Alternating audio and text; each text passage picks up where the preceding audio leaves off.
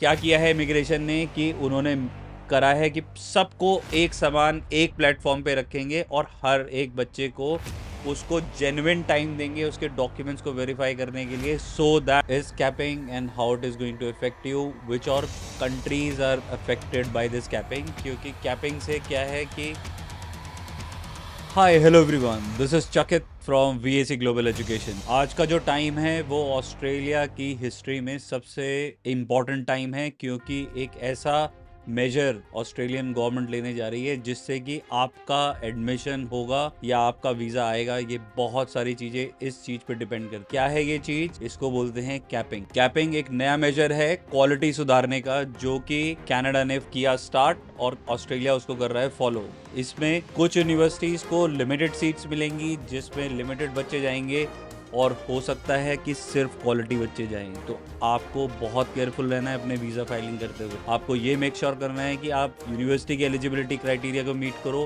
Funds का criteria meet करो, और जो GST आया है, GS फॉर्म आए हैं, उनकी SOP किस तरीके से लिखनी है, वो सारी चीज़ों का आपको ख्याल रखना पड़ेगा अगर आपको कैपिंग के अंदर फिट होना है। तो आइए इस कैपिंग को और गहराई से जानते हैं। क्या आपका नंबर उन 2,72,000 बच्चों में से आएगा या नहीं, इसका आपको आंसर मिलेगा इस वीडियो में। So watch this video till the end. Also if you have like this video then do not forget to subscribe us so that you get all the updated information on capping, especially for Australia. So let's start with capping and understand what is capping and how it is going to affect you, which are countries are affected by this capping. ये capping सिर्फ Indian students के लिए नहीं है, ये capping है world wide students के लिए। तो ऑस्ट्रेलिया 2,72,000 बच्चे बुलाने का प्लान कर रहा है, जिसमें से कि 1,25,000 students are from India. Means कि बच्चे जो नेपाल से जाएंगे, जो श्रीलंका से जाएंगे, या फिर मिडिल ईस्ट से जाएंगे, या फिर UK US कहीं से भी जाएंगे,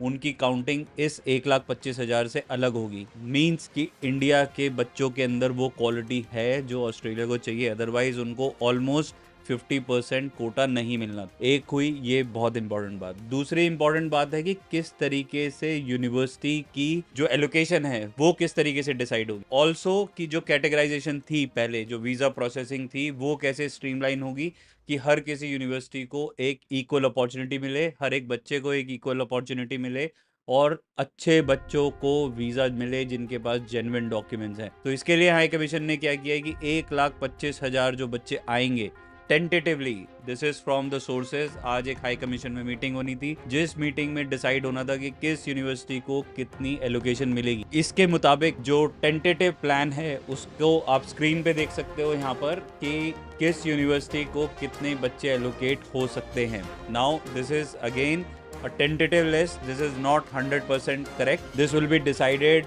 on 1st of October, जब दोबारा मीटिंग होगी हाई कमीशन की, तब वो ये डिसाइड करेंगे। But in the mean while you can refer this document also. इसके बाद इमिग्रेशन किस तरीके से डिसाइड कर रही है कि किस यूनिवर्सिटी को कितने बच्चे मिलेंगे, वो इस बेसिस पे डिसाइड हो रहा है कि 2019 में वो यूनिवर्सिटी कितने बच्चे एक्सेप्ट करती थी और उन्होंने 2023 में कितने बच्चे एक्सेस किए हैं, उसके मुकाबले 2019 के बच्चों के हिसाब से उनको मिलेंगे एडमिशन। तो लेट्स सपोज ANU में अगर 2019 में 4,000 बच्चे गए थे, तो इस साल भी उनको 4,000 का कोटा मिलेगा फॉर द नेक्स्ट ईयर। तो आपको अपनी प्रोफाइल के बारे में ध्यान देखना है, अपने फंड्स जेन्युइन रखने हैं और अपने डॉक्यूमेंट्स को स्ट्रॉन्ग करना है, जिससे कि आपकी वीज़ा प्रोसेसिंग हो जाए फास्ट। तो पहले क्या होता था कि लेवल 1 में अगर आपने अप्लाई किया है तो आपकी ऑटो ग्रांट आने की प्रोबेबिलिटी बहुत हाई थी। अगर आपने लेवल 2 में अप्लाई किया है तो विद इन 10 to 15 डेज आपको वीज़ा आ जाएगा। अगर आपने लेवल 3 में किया है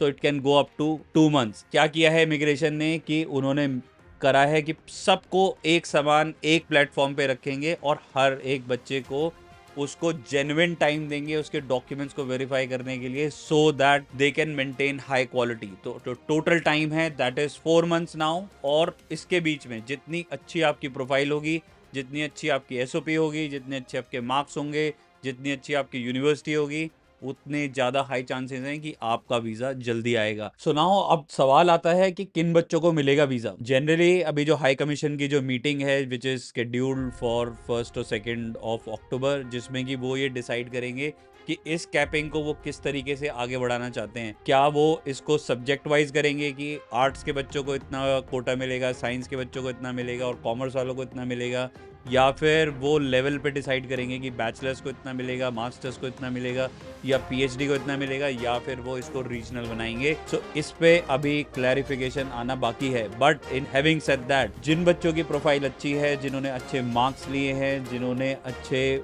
कॉलेजेस और यूनिवर्सिटी से पढ़ाई करी है, स्पेशली फ्रॉम स्टेम कोर्सेज, उनको डरने घबराने की कोई जरूरत नहीं है। They can simply go ahead and apply for their admission. उनको सेम प्रोसेस फॉलो कर रहे हैं जो अभी तक चला है कि पहले आप ऑफर के लिए अप्लाई करोगे, आपके पास आइल्स और पीटी का स्कोर होना चाहिए 6.5 not less than 6 for masters. So आपके अगर आइल्स का स्कोर अच्छा है which is 6.5 not less than 6 bachelors और मास्टर्स के लिए, तो आप इजीली अपने एडमिशन को अप्लाई कर सकते हो। आपके एडमिशन आते ही आपको आपके फंड शो करने हैं, आपको सीओई लेना है, आपको अपनी फीस ट्रांसफर करनी है और वीज़ा अप्लाई करना है। ये सारे मापदंड उन जेन्युइन बच्चों को फिगर आउट करने के लिए हैं कि आप स्टडीज़ के लिए कितना फोकस रखते हो। इसी वजह से इमिग्रेशन ने इस क्वालिटी चेक को बढ़ाते हुए अपनी इमिग्रेशन की फ़ीस बढ़ाई है, जिससे कि वही सीरियस बच्चे ऑस्ट्रेलिया पढ़ने आए जो एक्चुअली में पढ़ाई करना चाहते हैं। तो अगर आप पढ़ाई करना चाहते हो और आपको असिस्टेंस चाहिए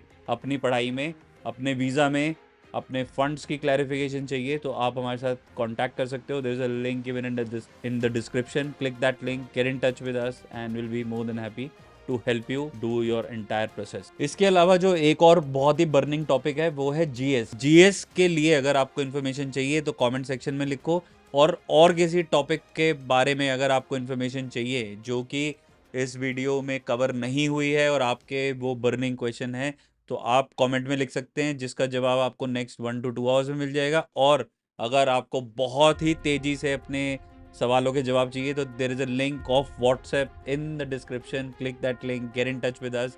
our counsellors will be more than happy to give you the assistance in the entire questions you might have. So thank you for watching this video. If you have liked this, then hit the like button, share it with your friends and subscribe to VSE. We shall see you in our next video. Till then, you guys take care of yourself. Bye bye.